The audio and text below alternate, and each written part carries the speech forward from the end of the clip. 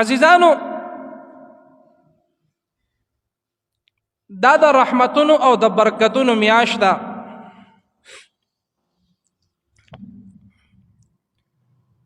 په دې میاشت کې یو نیکی کول د غیر رمضان د فرض برابر ثواب لري.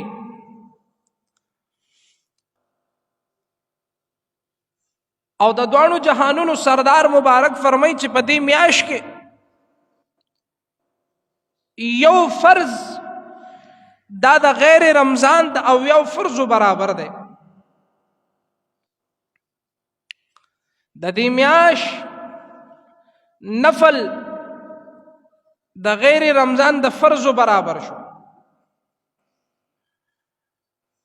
نو عزیزانو، په دې میاشت کې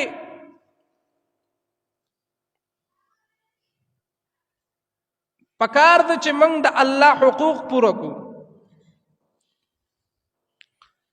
یو خو د خوبونو په ځای باندې عبادت ته وخت ورکړو،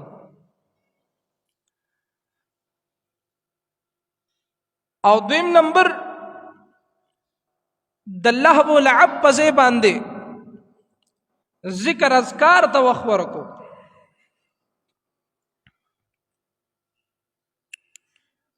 مونږ چې څومره ګناهونه کړي دي،